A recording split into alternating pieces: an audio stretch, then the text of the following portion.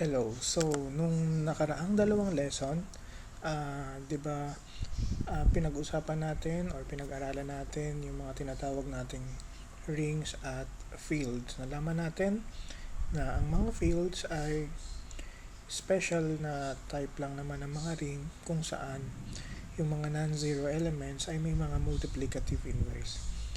Today, we will be talking about integral domains. Again, integral domains are specific type of rings na meron ulit special property, and titignan natin kung anong connection niya doon sa fields. So let's start. Okay. So yung video na to hatiin natin sa tatlong parts. Una, yung mga zero divisors at ano ibig sabihin ng integral domains.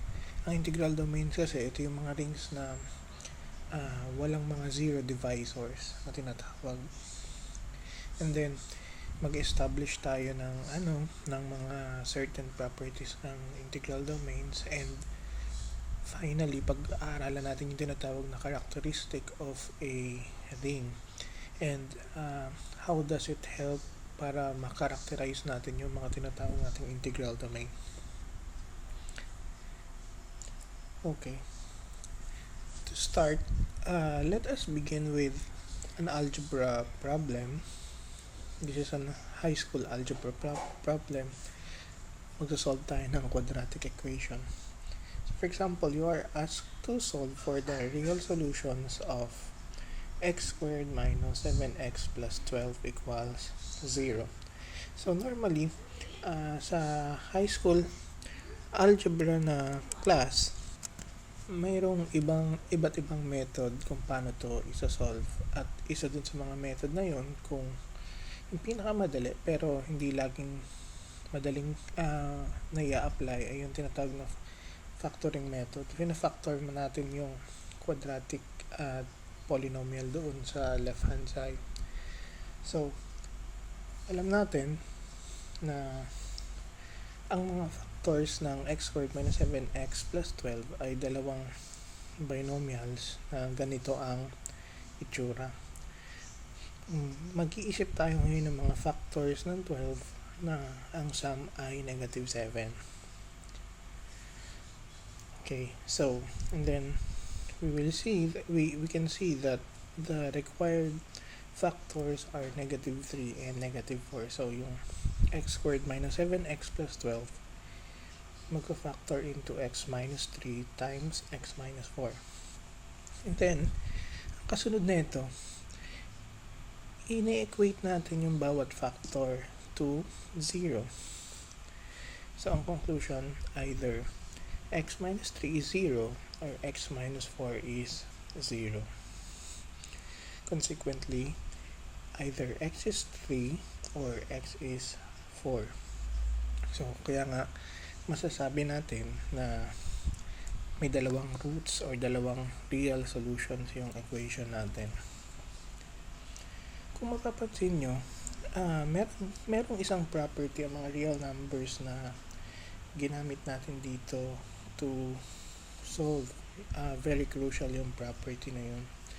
At yun yung fact na dahil ang product ng x minus 3 times x minus 4 ay 0, dapat isa sa kanila ay 0. Kaya nga natin kino-consider yung possibilities na 0 yung x minus 3 o kaya yung x minus 4. In general, tawag natin dun sa property na yun, or maybe some authors called it the zero product property. Ang sabi nun, if you have two real numbers at ang product nila ay 0, dapat dun yung isa dun sa u at sa v ay 0. Either u is 0 or v is 0. Equivalently, kapag kinuha mo yung contrapositive ng statement na ito yung lalabas. Kapag ang dalawang real numbers ay hindi 0, dapat yung product nila ay hindi rin 0. Itong property na to ay totoo sa mga real numbers. Right?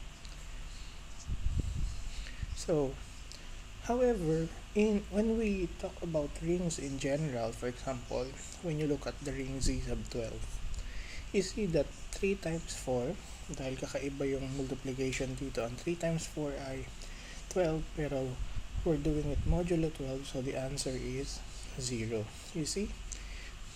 Hindi 0 yung 3 at saka 4, pero yung product nila ay 0.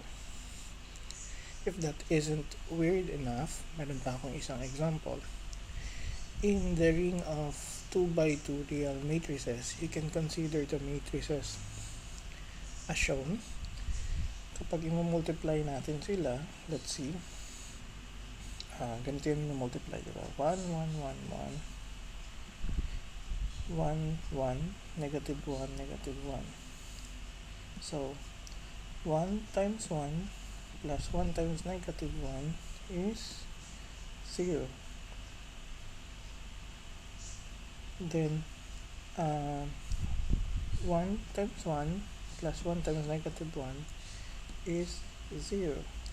Then, 1 times 1 plus 1 times negative 1 is also 0. So, ang lalabas, mangyayari pala, yung product nilang dalawa ay 0 kahit na wala sa kahit na anong factors ay 0. So, meaning to say, in an arbitrary ring, hindi porket ang product ng dalawang elements ay 0, hindi mo pwedeng i-conclude na isa dun sa mga factors ay 0. Okay? And that motivates us in the following definition. So, let R be a ring. A non-zero element R, so dapat si little r ay non-zero, is called a zero divisor or a divisor of 0 if there exists a non-zero number S, so that either the product RS is 0 or the product SR is 0. So, kung babalikan natin yung previous examples, sa Z sub 12, yung 3 ay zero divisor. Ganun din naman si 4. Sa ring ng 2 by 2 real matrices, yung dalawang matrices na ito, yung 1, 1, 1, 1, tsaka yung 1, 1, negative 1, negative 1, ay mga zero divisors. Kapag ang commutative ring with unity has no zero divisors, if these elements do not exist in a commutative ring with unity, then that ring is called an integral domain. So, yun yung tinatawag nating integral domain. Pag walang nag-exist na mga elements katulad ng mga nabanggit kayo ng mga examples, integral domain. Yeah. So, as a remark, another way of saying this is that ang commutative ring with unity R ay magiging integral domain if and only if whenever two elements U and V in R have product 0, dapat isa dun sa mga factors ay 0. In other words, yung zero product property ay nag-hold sa isang integral domain. In fact, ito yung characterizing property para sa isang integral domain. So, let's look at some examples. Of course, this ring of numbers 2Z, Z, Q, R, and C are all commutative rings with unity. Naturally, napag-aralan natin sa elementary mathematics na lahat itong mga rings of numbers na to ay nasa-satisfy yung zero product property. Kaya lahat sila ay integral domains. As we have seen, yung set of all 2 by 2 real matrices ay hindi integral domain kasi may mga nag-exist na zero divisors. For example, itong dalawang matrix na ito, these are zero divisors kasi ang product nilang dalawa ay 0. Even Z sub 12 is not an integral domain. Dahil meron ka makikitang mga non-zero elements sa z sub 12 na kapag minultiply mo ay 0.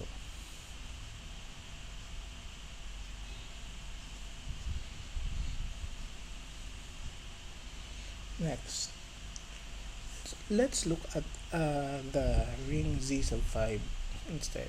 Pero dahil tinitignan natin yung mga zero divisors, let's try to look at the table without the element 0. So I've made the table for you.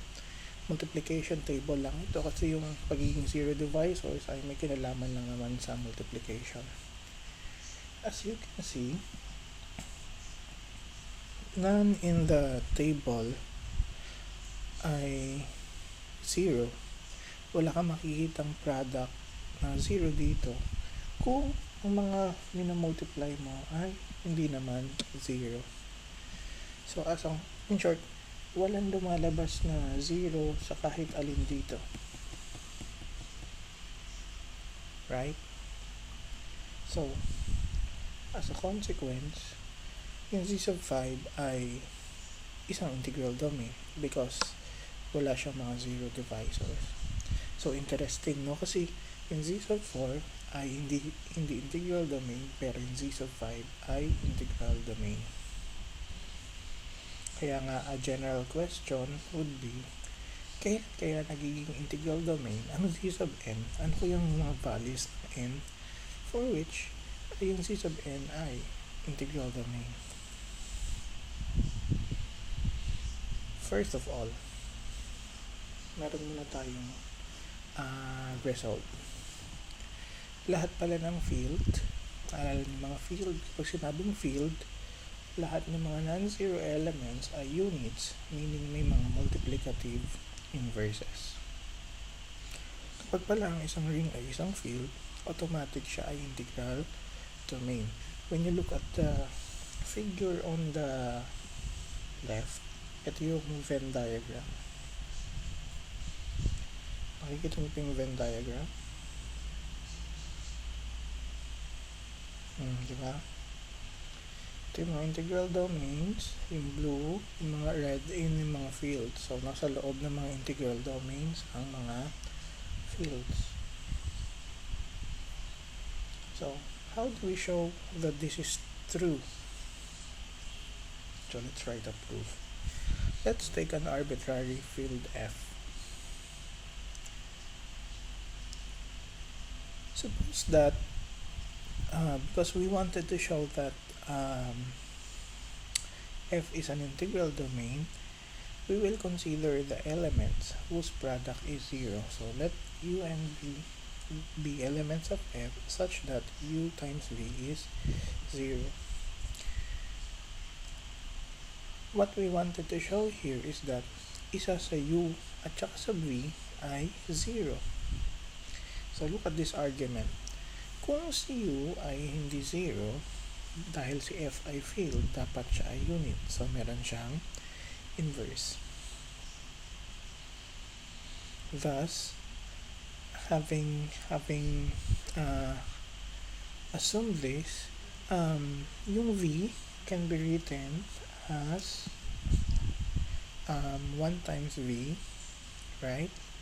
Because 1 is the unity. Tapos yung 1, pwede nyo isulat as U inverse times U. Correct? Now, because multiplication is associative, pwede nating isulat ito as U inverse times U times V.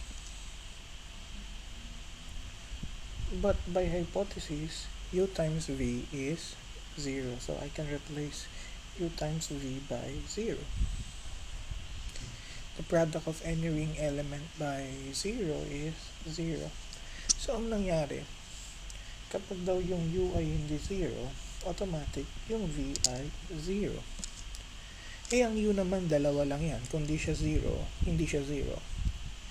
Kung 0 siya, di sabihin yan, isa sa U at sa V ay hindi 0. Pero kung hindi 0 yung U, dapat daw yung V ay 0. As a consequence, either U is 0 or if not, kasi hindi 0 yung U, mangyayari si V yung mapipilitan maging 0. So therefore, F is an integral domain because F has the zero product property. Now, of course, one natural question would be,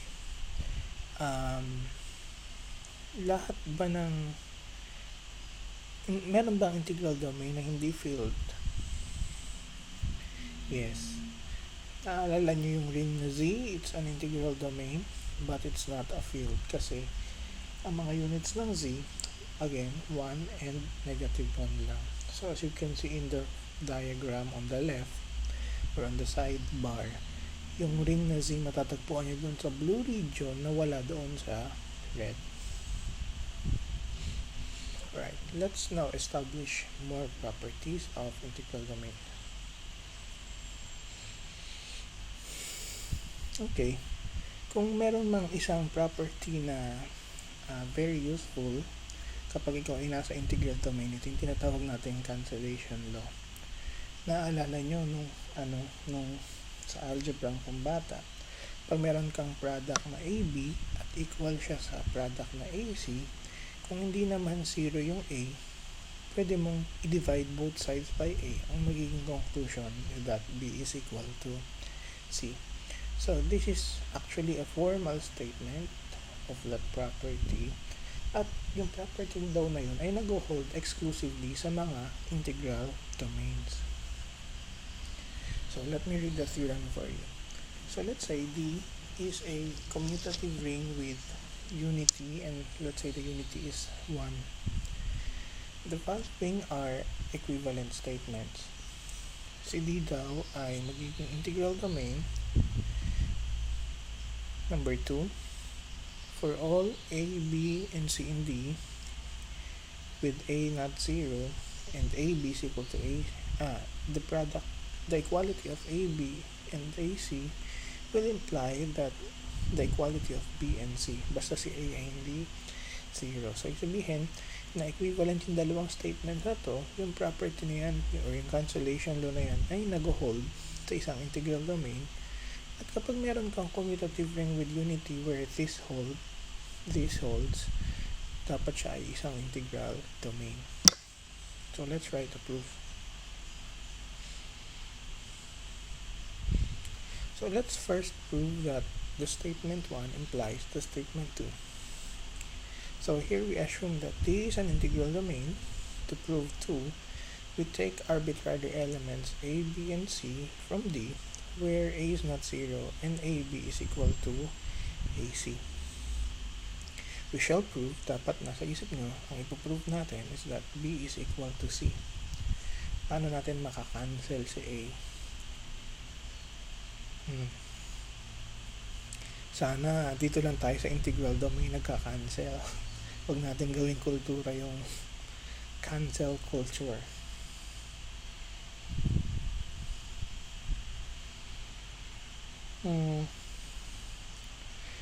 When you look at this, if you look at the product A times B minus C by distributive property, magiging AB minus AC.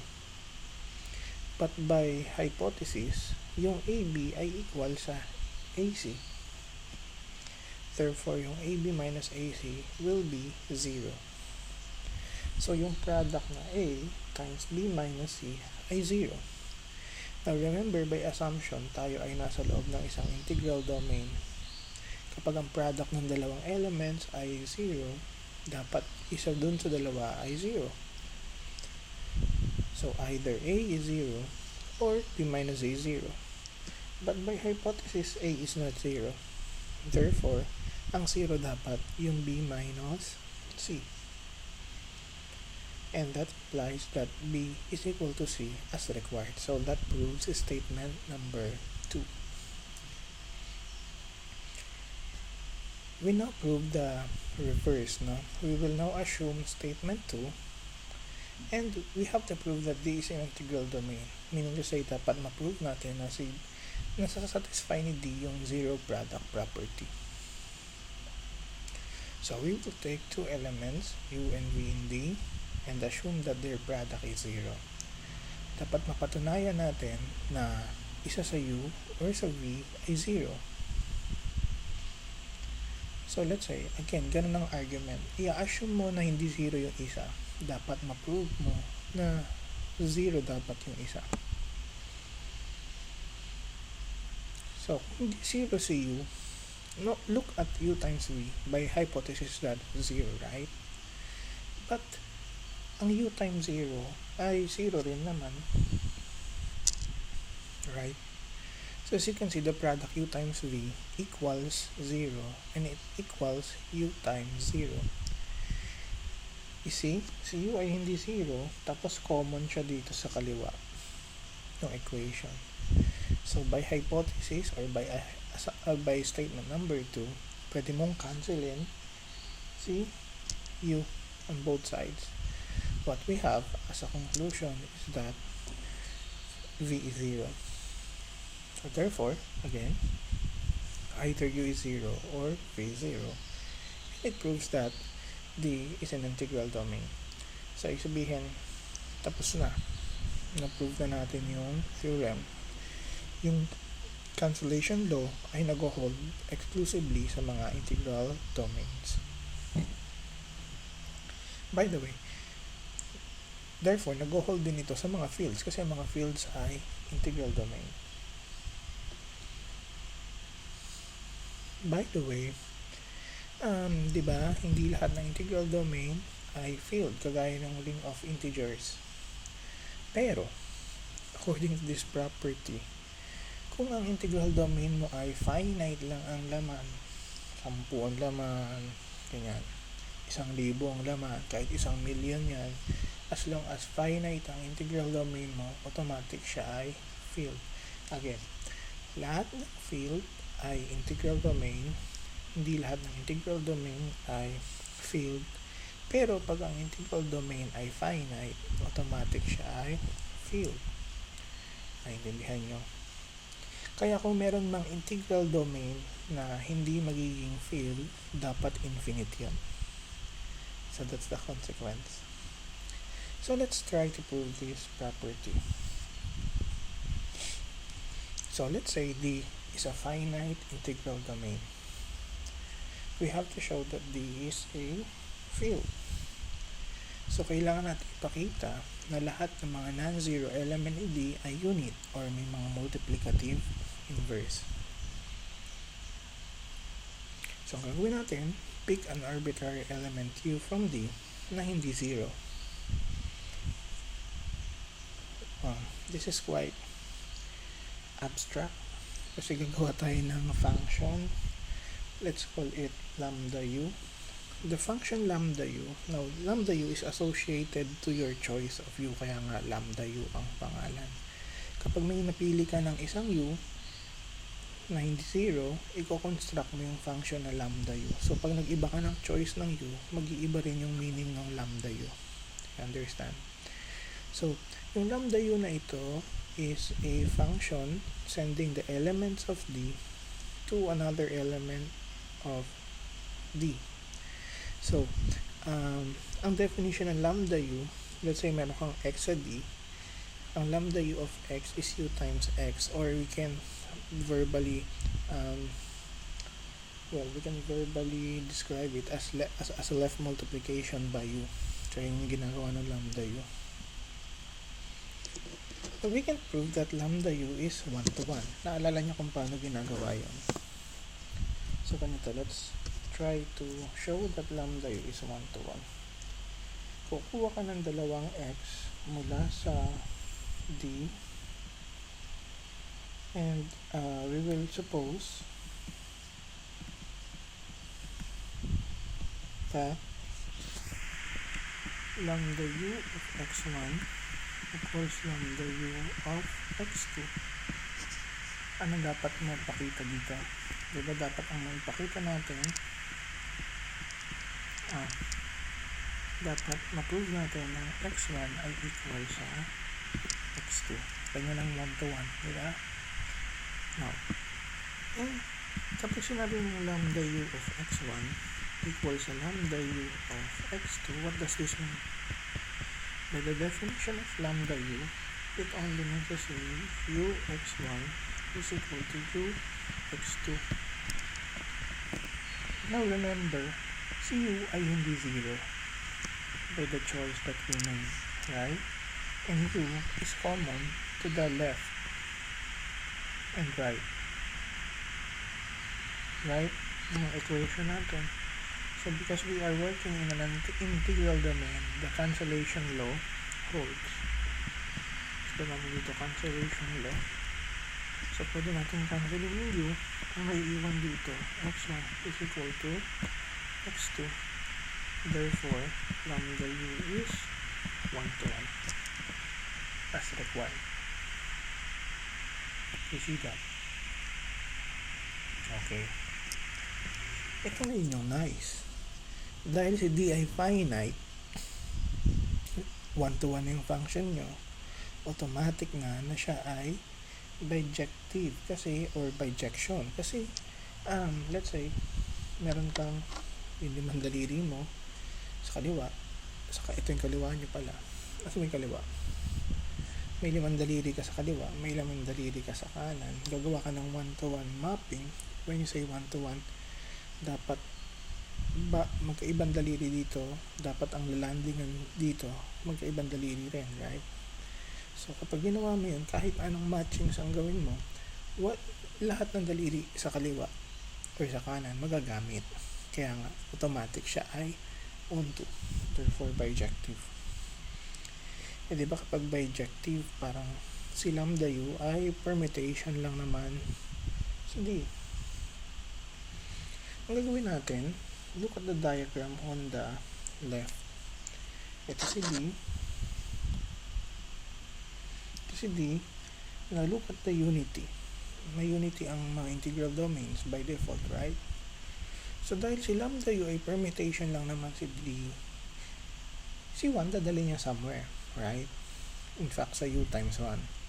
Pero, dahil permutation nga yung lambda u, si 1 may pinanggalingan na somewhere. Right? That's why we can argue, or we can say, na may makikita kang v mula sa d such that yung image ng v under lambda u is 1.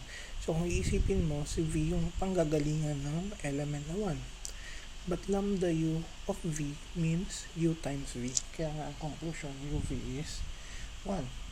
Ano naging consequence? Nakahanap ka ng ipang-multiply mo sa u para maging 1. Therefore, siya yung multiplicative inverse. Therefore, u is a unit. So, ang na-prove natin, pag pumili ka ng kahit na anong non-zero element ng d, siya ay may inverse. Therefore, d is a field. Very nice. No? This is one of the very simple proofs in abstract algebra, pero ma-amaze ka kapag nabasa mo. So let's now talk about characteristics of the characteristic of a ring. Ang characteristic ng ring, ano lang naman yun? It's denoted by chi of r. It's the Greek letter chi, parang chi-square sa statistics. It is the smallest positive integer n such that n times a is equal to 0. Anong ulit ibig sabihin ng n times a?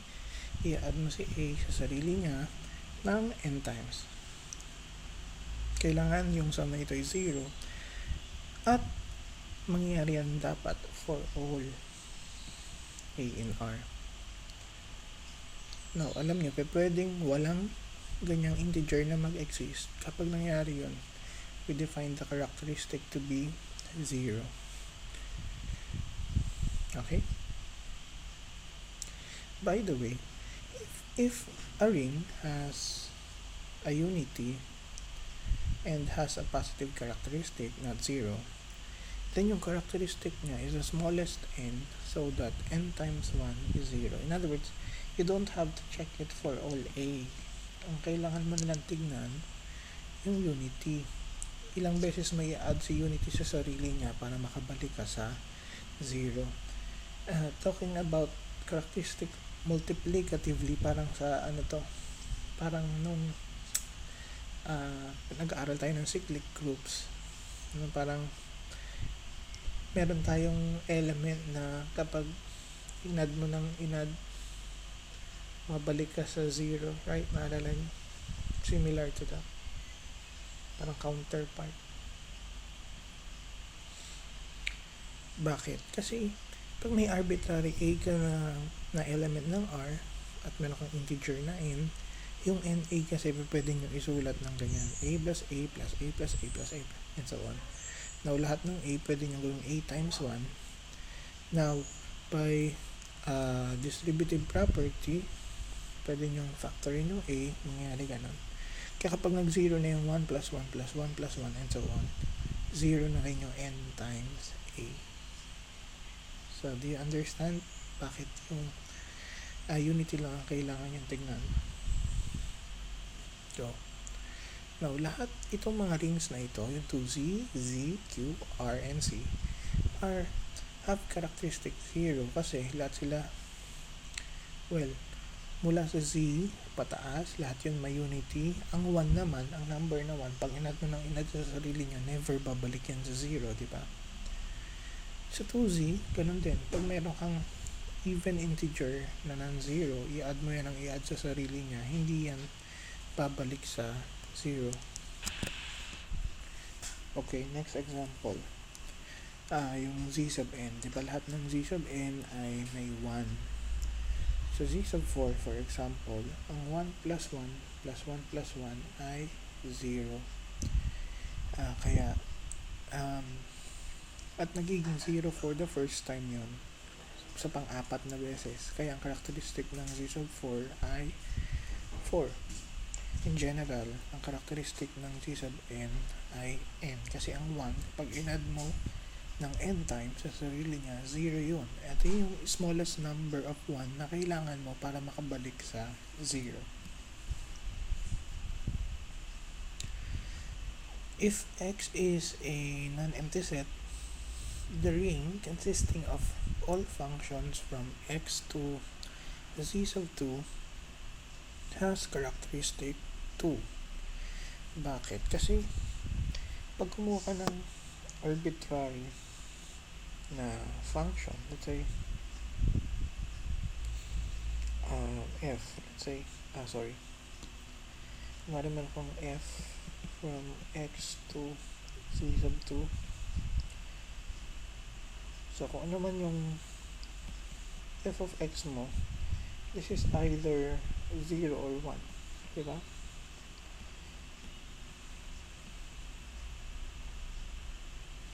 Right?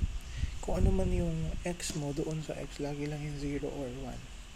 So, kapag inad mo yung f plus f, by definition, f of x plus f of x, kung 0 man ito, kung 0 man yung f of x, 0 plus 0 is 0. Kung 1 man yung f of x, de 1 plus 1, 0 pa rin. Kaya ito will always be 0 for all x. So, ibig sabihin yan, ano ibig sabihin nun? Ibig sabihin nun, yung f plus f ay yung 0 function natin. Kaya nga yung ring na ito ay may characteristic na 2. Okay. Let's have this property. Ito yung property na kailangan natin. Kaya natin pinag-usapan ng characteristic. Na kapag ang D ay integral domain, ang characteristic niya kung D0, kung positive man, hindi pa pwede ang 4. Hindi pa pwede ang 6. Kasi dapat ang characteristic ng integral domain kung hindi 0, dapat prime number. Nice, no? So, let's look at the proof. So, kunwari, ang characteristic ng integral domain na D ay P, tapos hindi siya 0.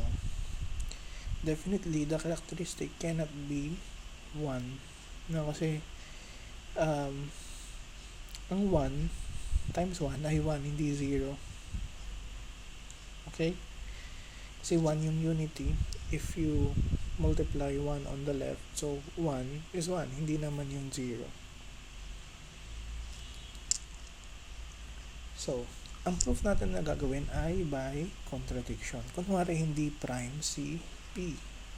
So, kung hindi prime si P, tas greater than 1 siya, then, madidecompose mo siya as a product of two integers greater than 1 kung saan yung R and S parehas less than P.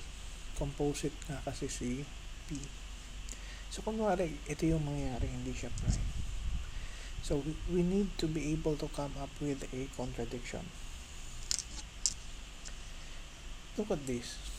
If you look at R1 multiplied to S1, pag sinabi R1, yung 1 i-add mo sa sarili niya ng R times, yung S1 naman na-add mo sa sarili niya ng S times. Now, how do we multiply this? We use a lot of distributive properties. So, ang nangyari yan, ganyan, ganyan, ganyan. Susunod, ito naman, ito naman, ito naman, and so on. Tapos, last, ito na lang. Kaya lang, ang 1 times 1 ay 1. Diba? So, as a result, ilang 1 yung nandun sa product? Yes. As a product, meron kang RS na 1. So, we can write it as simply as RS1. Kaya lang, ano yung RS? Yung RS ay equal sa P. Kaya pwede mong isulat ito ng P times 1.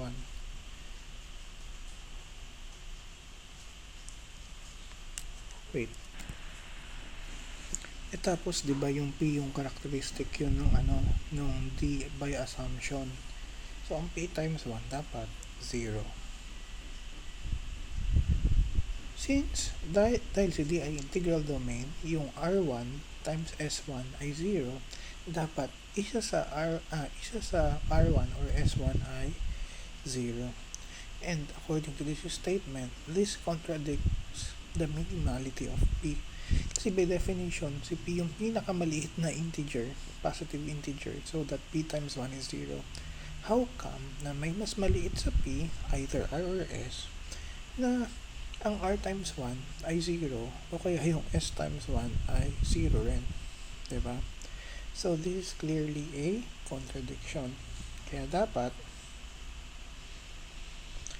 yung P dapat prime. So, kung ang characteristic ay hindi 0, dapat siya ay prime. So, either the characteristic is 0 or prime.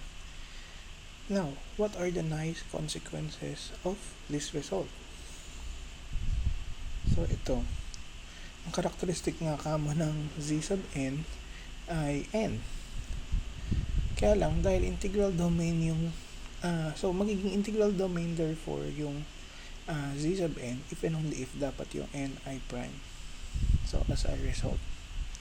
So, yung Z sub 3, integral domain yun. Yung Z sub 4, hindi. Kasi si 4 ay hindi prime. Si Z sub 5, integral domain. Right? So, for example, si Z sub 101.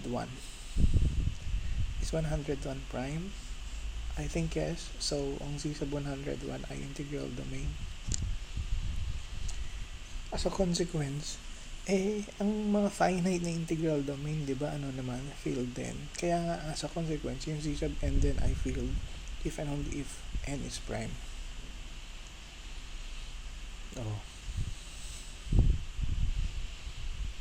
The characteristic of a field is either 0 or prime. Kasi nga, ang mga field ay integral domain din. Ito yung maganda. Naalala niyo yung binomial theorem? Right? From last lecture, nag-hold yun for any commutative ring. If a ring R, a commutative ring R, has characteristic n, then for all A and B in R, yung n power ng A plus B ay A to the n plus B to the n. Ang reason, kasi when you try to write A plus B to the power of n using the binomial theorem, paano ba yan? K equals 0 to n taken k, a to the n minus k, b to the k, right? Yung n taken k, ano to n factorial times n minus k factorial times k factorial. Pag ito sinimplify mo, parang ano to n n minus 1 n minus k plus 1 divided by k factorial, right? So makikita nyo itong expression na to is divisible by n. Basta si k ay ilagay ko na dito, and I will leave this for you to verify.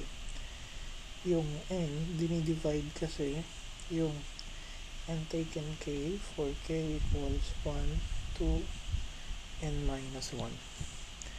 So in short, yung mga terms na nandoon sa gitna ng binomial expansion, uulitin mo ng n taken k times kung saan yung n taken k ay multiple ng n. So in short, lahat ng mga nasa gitnang terms ng binomial expansion, lahat magsi-zero kasi nga characteristic ay n, right? Ang may iwanan lang yung dalawang dulong terms, which are a to the n at saka b to the n.